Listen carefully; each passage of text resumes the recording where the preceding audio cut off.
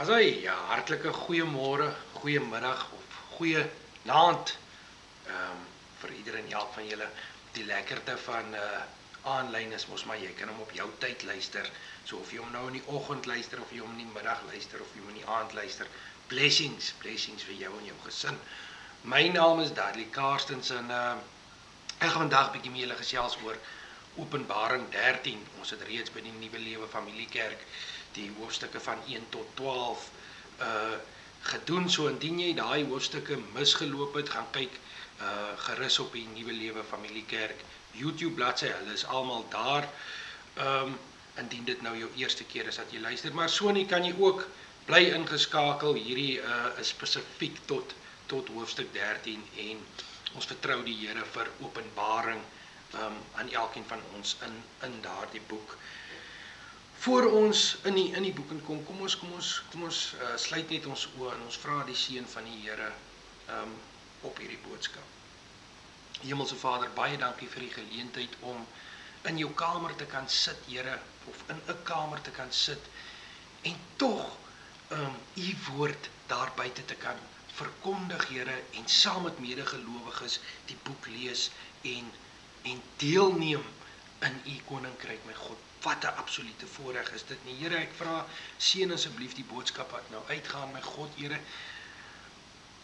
Daar waar die boodskap val, Here, daar gee water aan daardie saadjies, Here, sodat daardie saadjies groei, Here. So stig daardie hongerte in ieder en elk wat na die boodskap luister, Here. Hulle is reeds hier met 'n hongerte vir u woord, my God.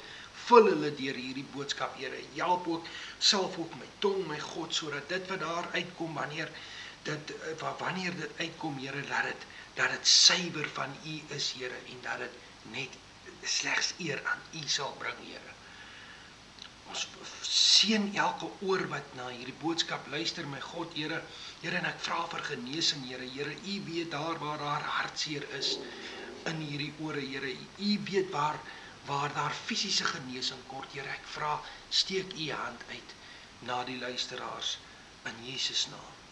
Amen. Nou ja toe, die wat nou sal onthou, sal onthou dat ons laas toe ons by Openbaring 12 gestop het, dat ons gestop by die Satan wat van die hemel af neergeslinger is, en as het ware, toe kom sit hy sy een voet op die land, en sy een voet op die see. En ons het gesê, Openbaring 13 is eintlik 'n opvolgfliek van hierdie absolute briljante eindtydfliek wat die Here vir ons in Openbaring 12 gegee het. Hierdie is immers deel 2 van daardie fliek en ons sal vandag gaan ons in hierdie hoofstuk ontmoet ons as te ware, jy weet, die ter agtergrond van Openbaring 13 is, die vyand is 'n nabootser. Hy is nie oorspronklik nie, dit weet ons. Hy is 'n nabootser van God die Vader. So alles wat die Here doen, dit wil hy ook doen. So ons weet die Here, ons dien 'n drie-enige God, God die Vader, Jesus Christus die Seun en die Heilige Gees. In Openbaring 13 ontmoet ons nou, kom ons sê die unholy Trinity, want ons sien die draak wat Satan homself is, wat neergeslinger is, wat nou so kom staan met sy een poot in die land en een poot in die see. Hy sal dan, as het ware, sal jy sien, een uit die see uitkom en een uit die land uit. So hy het ook 'n unholy Trinity. So dis die Satan, dan het hy sy valse profeet, wat dan in direkte teenstelling is met die Heilige Gees, en dan het ons natuurlik die Antichrist, en ons sal nou duidelikheid sien in Openbaring 13 wie hulle is en hoe die dinge in mekaar inloop. Maar jy moet verstaan dat dit 'n unholy Trinity is wat direk teenstrydig is met die drie-enige God. So is dit God die Vader, aan hierdie kant het ons dan nou die nabootser, wat die vyand is, die duiwel homself. Hy verbeel hom, hy is God die Vader. Dan het ons Jesus Christus die Seun, en dan het ons die Antichrist, wat in sy naam direk met Jesus Christus wil kompeteer, so to speak. Dan het ons die valse profeet, wat dan die unholy Trinity se Heilige Gees wil combat. So ja,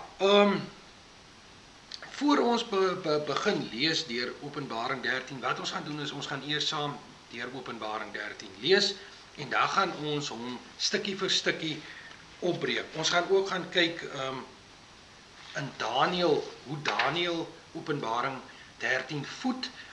Ons gaan nie deur die hele Daniël nie, ons gaan nie deur die hele Daniël gaan nie nitpiek, want dit mag dalk information overload wees in een sessie, en dan mag ons dalk trek verloor, maar ons gaan raak aan Daniël, ons gaan net 'n opsommingkie vat, en terwyl ons deur hierdie sessie loop.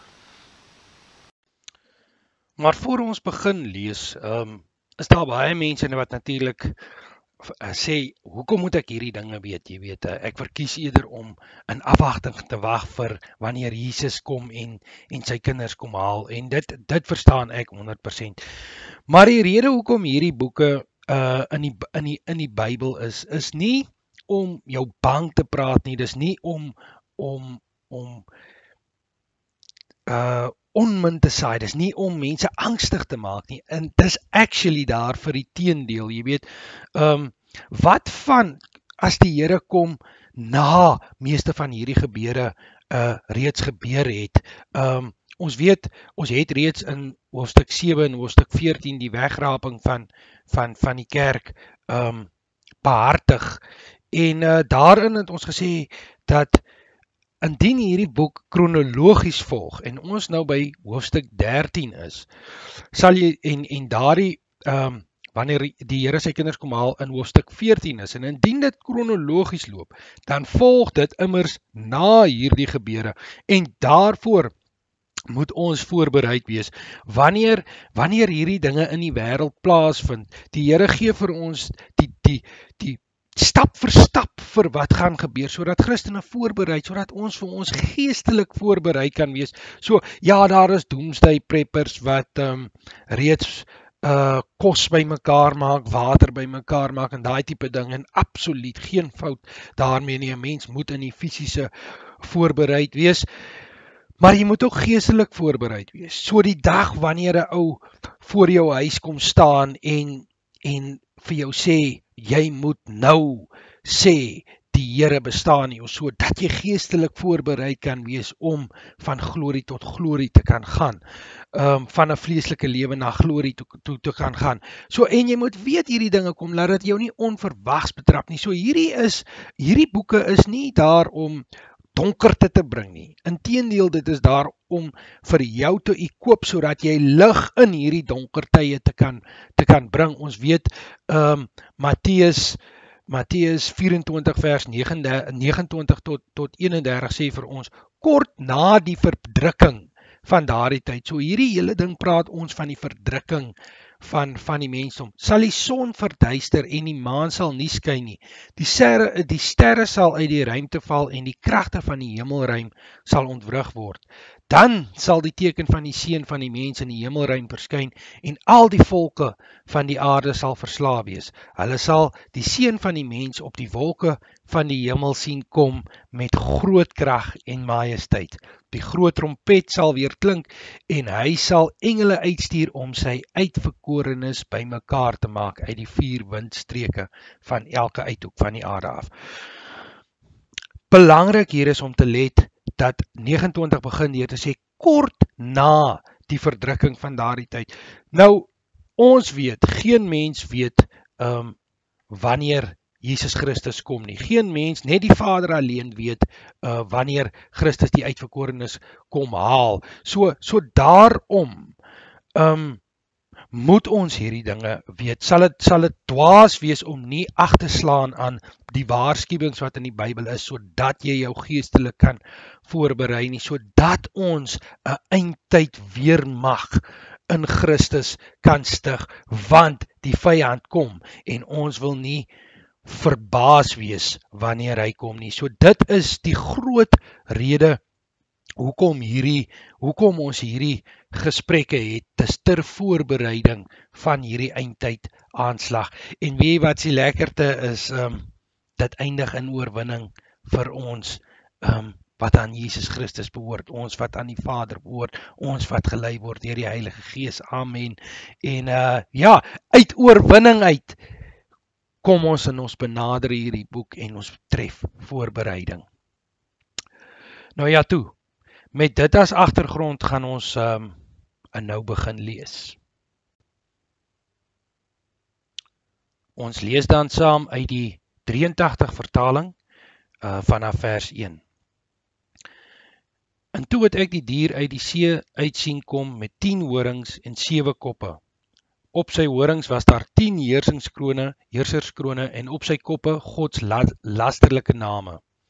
Die dier wat ek gesien het, het soos 'n luiperd gelyk. Sy pote was soos die van 'n beer en sy bek soos die van 'n leeu. Die draak het sy mag, sy troon en groot gesag aan hom gegee. Dit het gelyk asof hy in een van sy koppe dodelik gewond was, maar die dodelike wond het genees en die hele wêreld het verwonderd agter die dier aangeloop. Die mense het die draak aanbid omdat dit hy is wat die gesag aan die dier gegee het. Hulle het ook die dier aanbid en gesê, wie kan met hom vergelyk word en wie kan teen hom oorlog voer?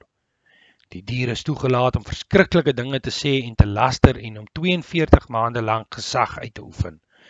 Hy het teen God begin laster, hy het God se naam en sy woonplek en die wat in die hemel bly belaster.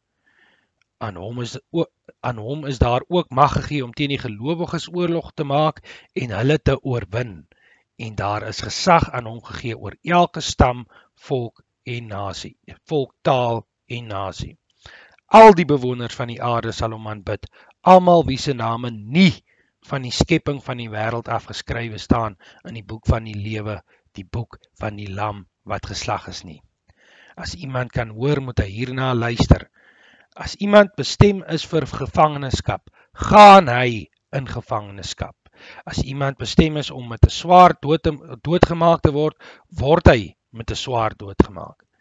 Hier het die gelowiges volharding en geloof nodig. Toe het ek 'n ander dier gesien wat uit die aarde uitkom. Hy het 2 horings gehad soos 'n lamsin, maar hy het soos 'n draak gepraat. Hy oefen al die gesag van die eerste dier namens hom uit. Hy maak dat die aarde en die bewoners daarvan die eerste dier aanbid, die een waarvan die dodelike wond genees het. Hy doen groot tekens, sodat selfs vuur van die hemel af op die aarde laat kom vir die mense om te sien. Aan hom is daar mag gegee om wondertekens namens die dier te doen, waardeur hy die bewoners van die aarde mislei. Hy sê die bewoners van die aarde ook aan om 'n beeld op te rig vir die dier wat die litteken van die slagmes het en wat weer lewend geword het. Aan hom is daar ook mag gegee om asem in die dier se beeld te blaas, sodat die beeld kan praat en almal kan laat doodmaak wat nie die beeld aanbid nie. Hy verplig al die mense, klein en groot, ryk en arm, vryes en slawe, om 'n merk op die regterhand of op hulle voorkop te dra en laat niemand toe om te koop of te verkoop behalwe die mense wat die merk het nie. Die merk is die naam van die dier of die getal van sy naam. Hier is wysheid nodig. Wie verstand het, kan die getal van die diere ontsyfer, want dit is 'n mensegetal. Sy getal is 666. Nou ja, toe dit klink wild. Dit klink duidelik na iets wat nie ek of jy al gesien het nie, maar weet jy, die Here is so wonderlik, die woord van die Here is so wonderlik, dat hierdie dinge wat vir ons weird klink, wat ons nog nooit gesien het nie, gee die Here genoeg broodkrummels in sy woord, sodat ons 'n algehele prentjie kan skep. En dit is wat ons vandag probeer beoog. Toe ons hierdie reis deur Openbaring begin het ons gesê, ons gaan nie noodwendig vir jou sê, hierdie ou is die anti-kris, dit is wie, pas op vir hierdie, ons gaan nie spekuleer nie, ons gaan nie conspiracy theories bevorder, of wat ook al die case may be nie, maar wat ons wel gaan doen, ons gaan vir jou Bybelse tools gee, sodat jy hierdie ding kan saamtrek, en vir jouself kan sien wat in die wêreld aangaan. Ons gebruik die woord van die Here, en dit wat die woord van die Here vir ons openbaar, om te sien wat in die wêreld aangaan, want die Here het vir ons meer as genoeg broodkrummels gegee om by die hart van die storie uit te kom. En so is dit ook, kom ons gaan kyk gou na die heel eerste versie in hoofstuk 13. Maar daar sê, toe het ek 'n monster uit die see sien kom. So jy sal sien die ander dier wat ons tweede van gelees het, kom uit die grond uit. So ons moet onthou dat Satan, die duiwel het kom staan met sy, aan die einde van Openbaring 12 het hy met sy 2 voete kom staan, een op land en een op see. So hy is die hoof van sy unholy trinity, en dan het hy hierdie een been wat hy uit die see uitkom, en dan het hy die ander been wat hy uit die aarde uitkom. Nou baie ouens, ons het reeds gepraat vroeër in ons reis deur Openbaring oor hoe die see die mensdom verteenwoordig. Nou baie scholars, baie mense daar buite sal nou sê, alhoewel ons nou nie daar die broodkrummels tot hierdie spesifieke slotsom kon kry nie, sal baie mense vir jou sê dat die see is verteenwoordigend van die heidene nasies en die aarde is verteenwoordigend van die Israel streek. So met dit in gedagte, dis nou een van daai wat jy kan verder vir jouself nasorg. Gaan kyk ons so as ons lees hier dan van die see, beteken dit nie hierdie draak kom fisies uit die see uit nie, maar is dalk die see van die heidene nasies, en soos ons sal sien, verder staaf dit hierdie slotsom. So ons sal sien, toe het ek die monster uit die see uitkom, en met 10 horings en 7 koppe, op sy horings was daar 10 koningskrone, en op sy koppe name wat God belaster het. So wanneer ons daar kom, dan sal ons sien bietjie verder aan in Openbaring, verduidelik die woord vir ons presies wat die koppe is. So ons gaan nou gou saam lees in Openbaring 17 vers 9 tot 10. Daar staan geskryf: in hierdie geval is onderskeidingsvermoë nodig vir elkeen wat oor wysheid beskik. Die 7 koppe is die 7 heuwels waarop die vrou sit. Die vrou sal ons by 'n later geleentheid kom. Verder is daar ook 7 konings. 5 konings het reeds geval, die 6de een is nou hier, die ander een het nog nie gekom nie. Wanneer hy kom, moet hy net vir 'n kort rukkie bly. Ons lees ook in Openbaring 17 vers 12 wat die horings in Openbaring 13 vers 1 dan beteken. Vers 12 sê vir ons, die 10 horings wat jy gesien het is 10 konings. Hulle het nog nie heerskappy ontvang nie, maar kry saam met die monster 1 uur lank gesag as konings. Hulle het net een doelwit in gedagte en hulle stel hulle krag en mag tot beskikking van die monster. So daar het jy dit nou. Daardie monster, met hierdie monsterkop, hierdie monsterhorings, hierdie hoof van hierdie monster, wat ons sien, is immers politiese mag. Dit is konings, dit is, as jy nou na 'n wêreldstelsel byvoorbeeld, en hiermee, 'n wêreldstelsel as voorbeeld, nie as voorbeeld van Openbaring 13 nie, maar as voorbeeld, as 'n body, 'n union. Dan kyk 'n ou nou na soos die Verenigde Nasies, die Europese Unie, jy weet, lande wat saamsmel. So jy kan duidelik sien dat in hierdie tyd gaan ons hê hierdie klomp sterk lande wat saam gaan smelt en een groot mag vorm wat dan die werke van die vyand gaan uitvoer. So hier praat ons van 'n groot governing body. Hierdie ouens gaan saamsmelt en hulle gaan die wêreld regeer. Ek dink julle het seker al gehoor van 'n one world order, maar dit is hierdie ouens wat gaan saamsmelt en hulle gaan ultimately die werke van die vyand uitbeeld, in werking stel. wanneer ons by vers 2 kom, nou verduidelik vers 2 vir ons 'n bietjie meer in diepte van wie hierdie 10 ouens is, van waar ons kan verwag dat hierdie ouens hierdie body vandaan kom. Kom ons lees gou, so ons het nou van vers 1 af het ons nou hierdie samesmelting, hierdie konings wat dan die wêreld regeer. En nou sê vers 2 vir ons, die monster wat ek gesien het net soos 'n luiperd gelyk. Sy pote was net soos die van 'n beer en sy bek net soos die van 'n leeu. Die draak het van sy eie krag sy troon en groot mag aan hom gegee. Nou om hierdie gedeelte te verstaan, moet 'n ou gaan kyk na Daniël, die boek Daniël.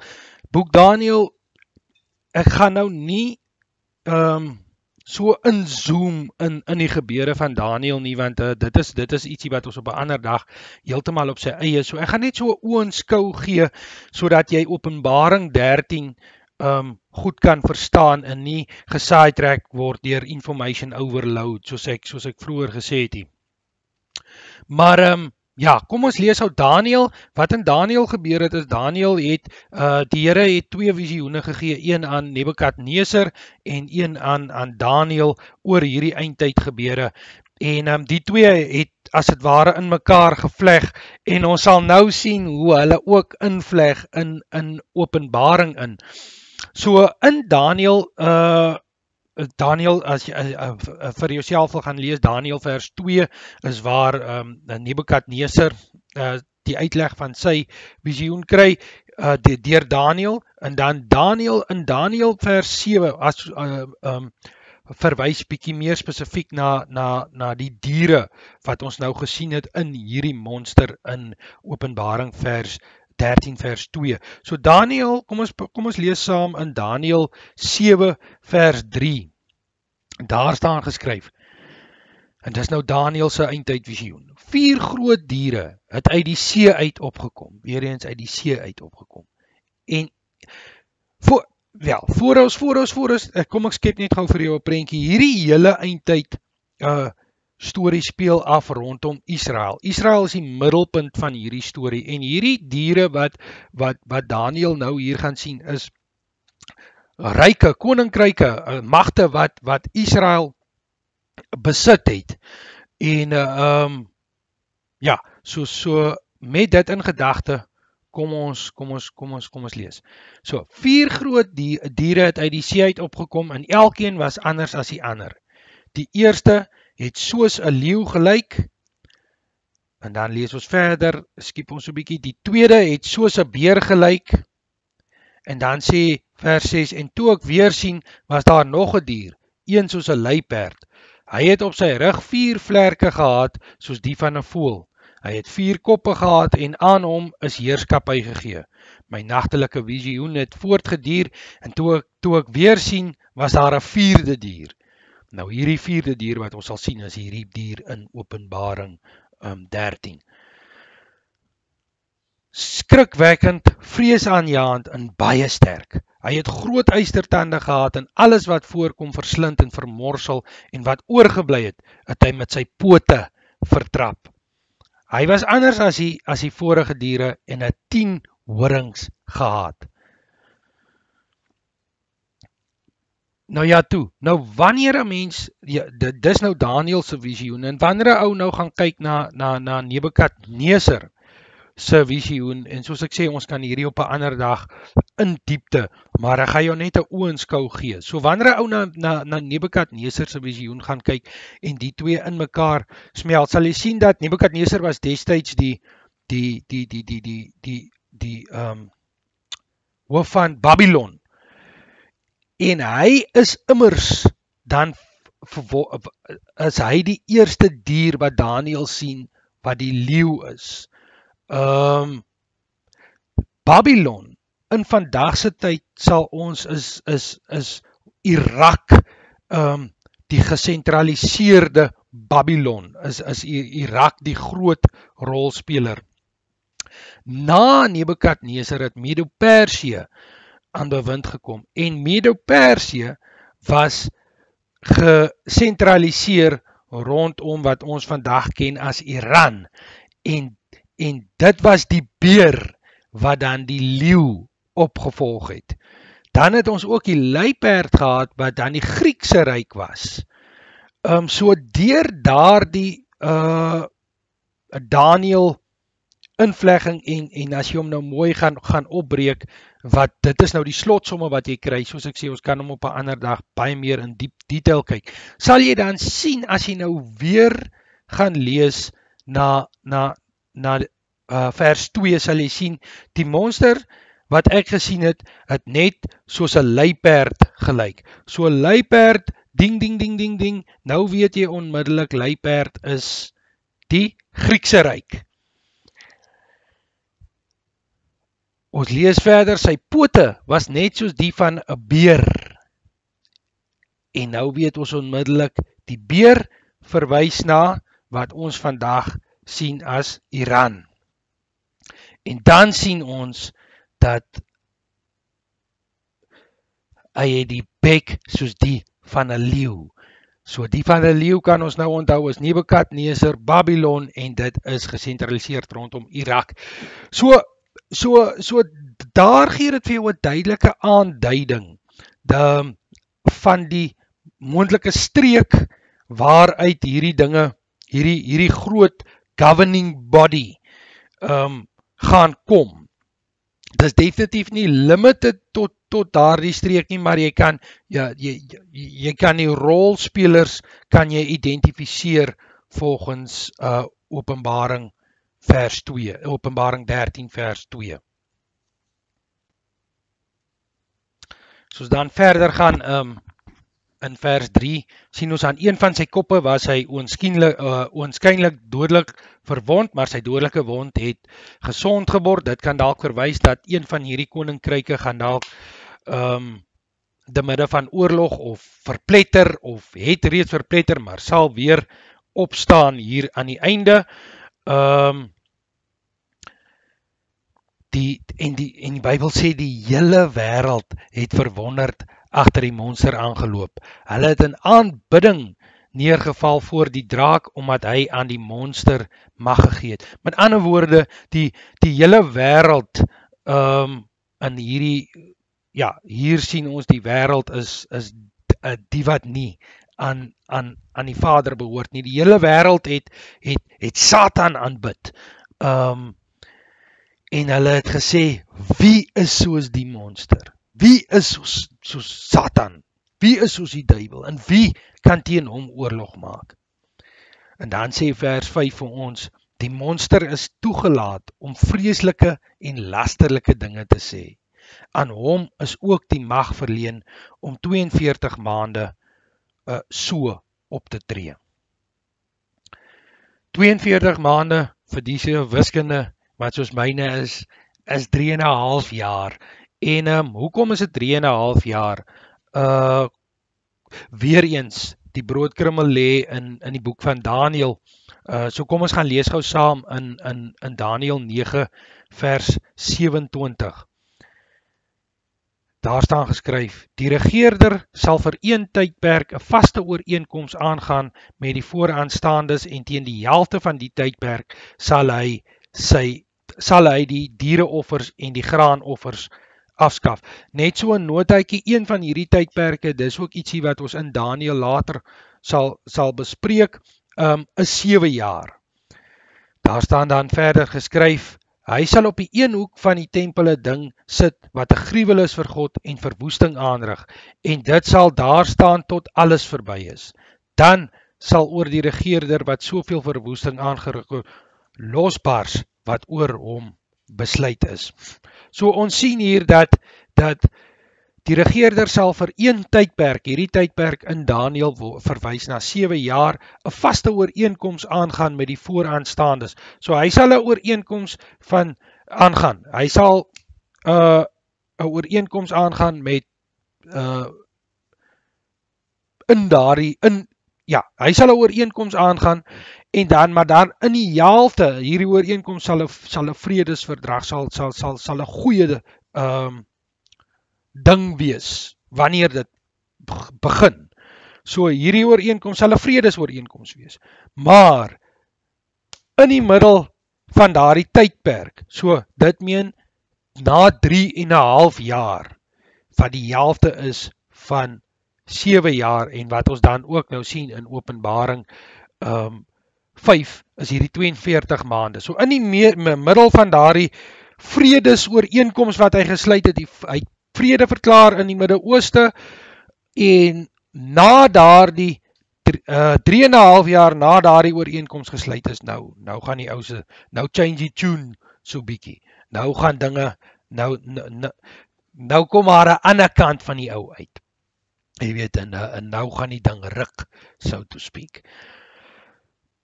Ons lees dan verder in vers 6. Hy het sy mond oopgemaak om teen God te laster. Hy het God as persoon, sy woonplek en die wat in die hemel woon belaster. Hy is ook toegelaat om teen die gelowiges oorlog te maak en hulle te oorwin. Aan hom is ook mense, ek wil hê julle moet hierdie baie mooi verstaan. Is gedurende hierdie tydperk gaan gelowiges volgens Openbaring 13 vers 6 doodgemaak word. Oorlog beteken nie, hier beteken oorlog nie in die gees nie, alhoewel ons geveg is in die gees, maar fisies, hierdie is oorlog waar mense doodgemaak word. Hy sal gelowiges vervolg, hy gaan gelowiges doodmaak. En dit is om daardie rede wat ons nou reeds onsself moet equip. Aan hom is ook gesag gegee oor elke stam, volk, taal, groep en nasie.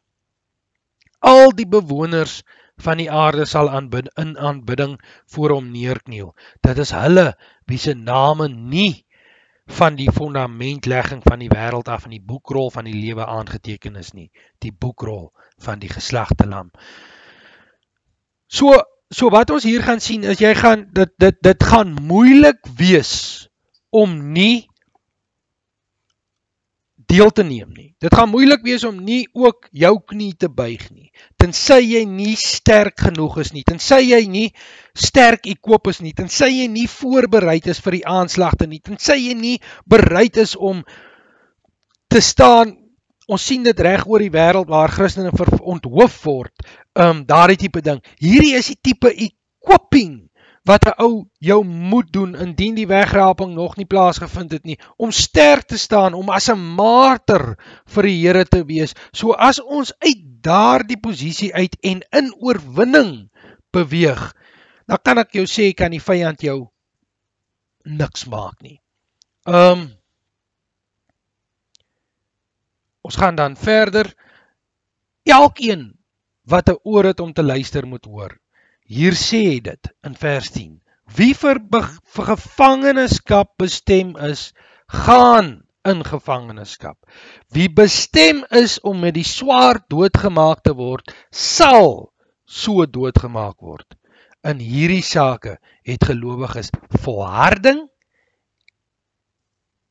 en vertroue nodig.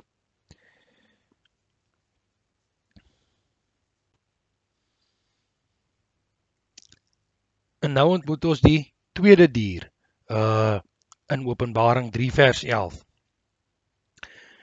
Toe het ek 'n ander dier gesien wat uit die aarde en nie die see, soos die eerste ene, uitkom. Hy het 2 horings gehad, soos 'n lamsin.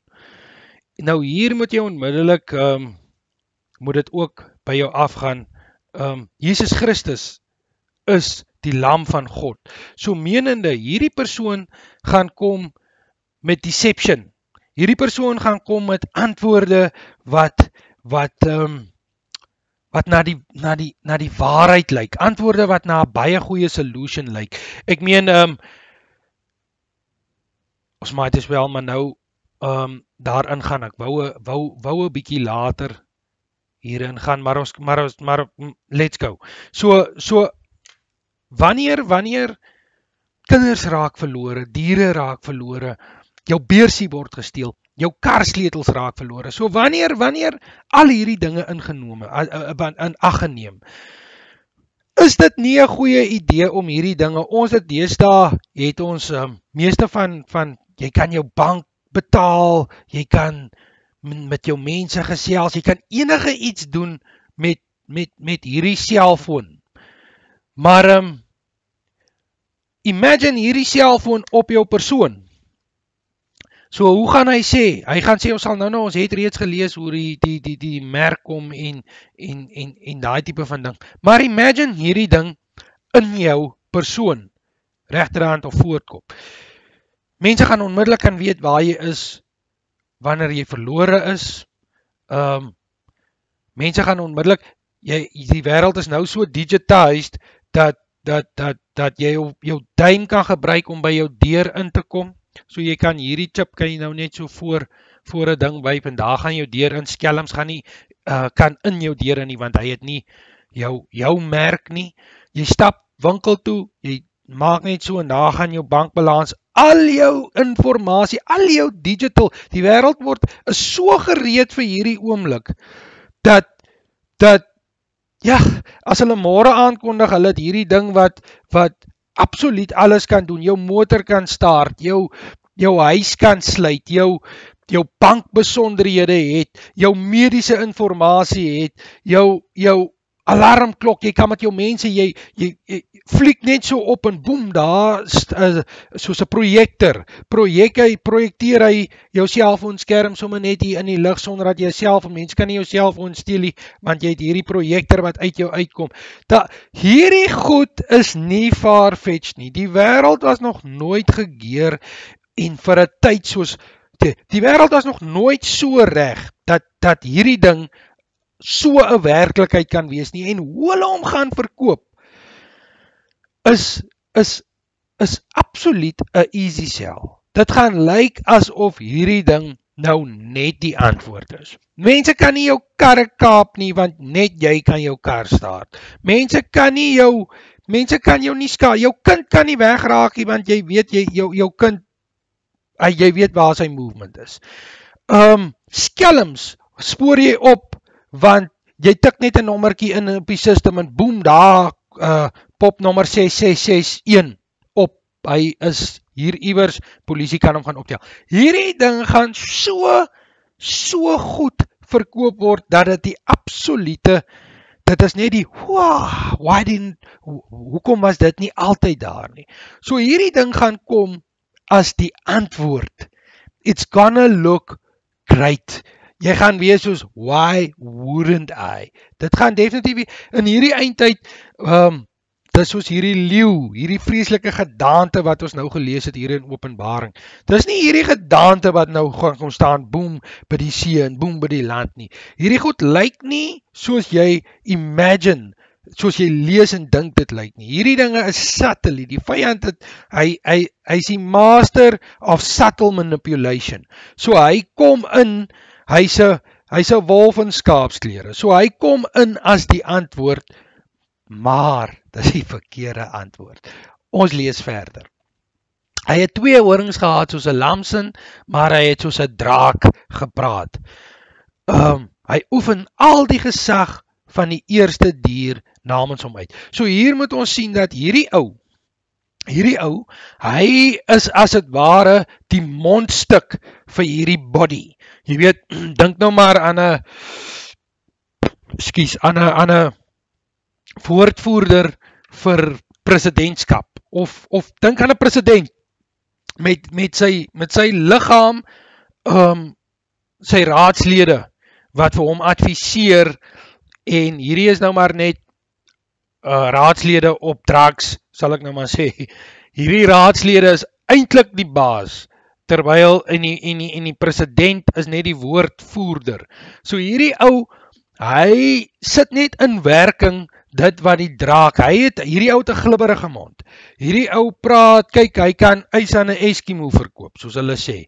Hierdie ou het 'n glibberige mond. Hy praat net wat hierdie liggaam wil uitvoer. Ja, soos hier staan dit duidelik vir ons geskryf in in vers 12. Hy maak dat die aarde en die bewoners daarvan die eerste dier aanbid. Dis nou hierdie governing body, die een waarvan die dodelike wond genees het. Hierdie ou, hy doen groot tekens, sodat hy selfs vuur van die hemel af op die aarde laat kom vir mense om te sien. Aan hom is daar mag gegee om wondertekens namens die dier, waardeur hy die bewoners van die aarde mislei.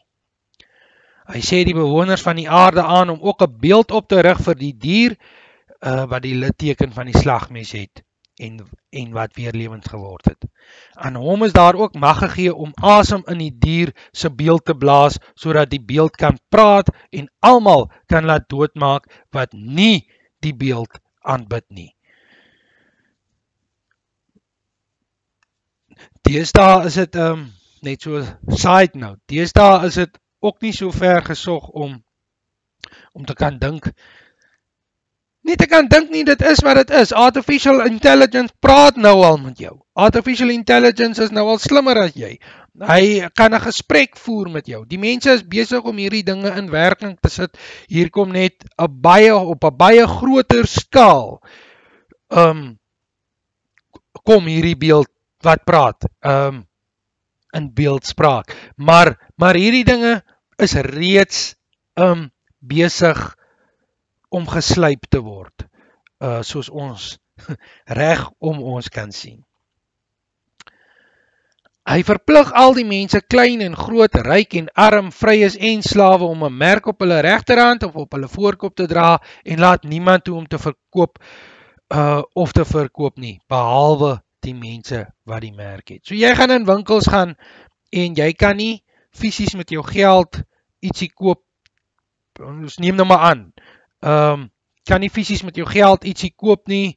Jy gaan moet scan. As jy nou nie kan scan nie, dan beteken dit jy het hierdie merk nie, dan kan jy nou nie handel dryf nie. Ja, it's as simple as that.